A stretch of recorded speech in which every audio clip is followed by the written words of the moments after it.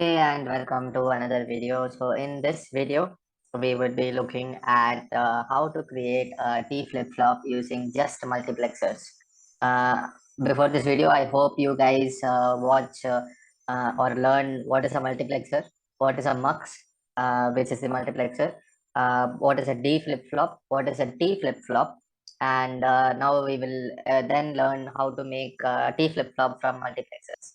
So one more video I would recommend you to watch if you haven't already is my other video, which is D flip-flop using a mux. Why I'm saying this is because we would be using the D flip-flop using the mux concept in this video to actually create a D flip-flop using the mux. So let's get started. So the first thing that we have to realize is that T flip-flop is going to be a toggle flip-flop, and a toggle flip-flop cannot be directly created from muxes without having a D flip-flop in the circuit. So what we do here is that we already know how to create a D flip-flop using muxes, like I just showed you right now. So what we do is we create a T flip-flop from D flip-flops, and from the buffer delay flip-flops, we eventually create a T flip-flop. So this is a circuit which is very popular in VLSI. You can see that we have created a T flip-flop, a toggle flip-flop from a delay flip-flop, which is a D flip-flop. So here, what we're doing is, since this is a delay flip-flop, it gives the input to the output directly. So what we're doing here is we're taking that output and we are going to do an XOR operation on it. So what happens here is that if it is the same value, it will give the different value. And if it is a different value, it will give the same value.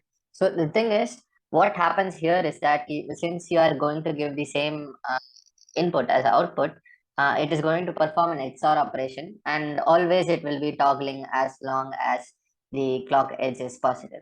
So when there is a positive clock edge, so after a one clock period of time, what happens here is that it basically changes the value at the output, and you will get a different value than what you had earlier. So this is a T flip-flop setup we have created from a D flip-flop, a delay flip-flop.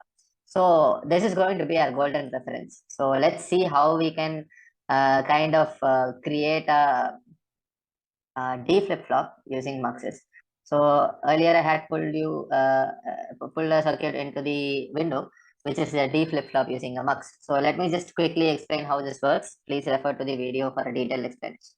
So there is a input here, which is the D flip-flop. What I'm doing here is I'm creating a D latch. So if the input is 1, it will keep latching this value in this loop. And if the input is 0, it will keep sending it across, or it will just stop, sending the value outside this loop. So here we have a positive clock edge. Here we have a negative driven clock edge. So what happens is that in the time difference that we have due to this buffer, what happens is that we give the delay value to the next D latch. So this value is transferred from one latch to another. And we all know that if we have two latches and they both are opposite triggered, then what happens is that it just passes the input to the output when the clock is triggered. So for the detailed explanation, please again visit the video, so that I've just rushed through the part where um, I've explained in detail in the video. So we have the D flip-flop, we need the XOR gate. So the XOR gate here is pretty simple using a mux. So let me explain this in detail because I don't have a video for this.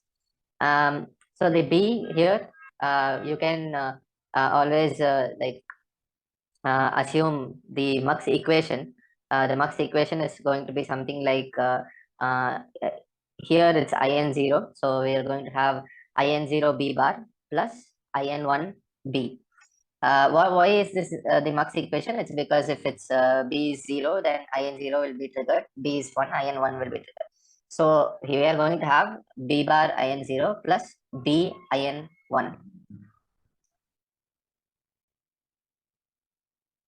So in this case, what we are going to do is change this circuit equation into that of an XOR gate. So what do we have here? You can see here that what we have here is A instead of IN1, IN0. So it's going to be A B bar plus, instead of IN1, we have A bar here. So it's going to be B A bar.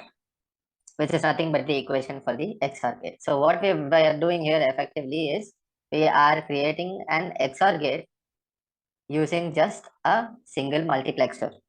Now we have the D flip-flop and we have the XOR gate. Now we can put these together in this diagram, and finally we'll get something that looks like this. So what here we can observe is that the first stage is the simply the XOR output. So here we have the XOR block, XOR gate. We have also implemented a NOT gate using a mux here, because we wanted to completely have the circuit diagram using a mux. But instead of this, you can have a NOT gate, a simple NOT gate instead of these two. If you want to simplify your circuit, because it is accepted that you can use NOT gates. So what we are seeing here is that we are giving the input here. This is nothing but XOR circuit. So this is going to be your XOR stage, and this XOR is going to be given as an input to a D flip-flop. So this is nothing but a D flip-flop. So the total stages here, combined both of these, will be your T flip-flop using a mux. Feel free to pause here and use this as a reference.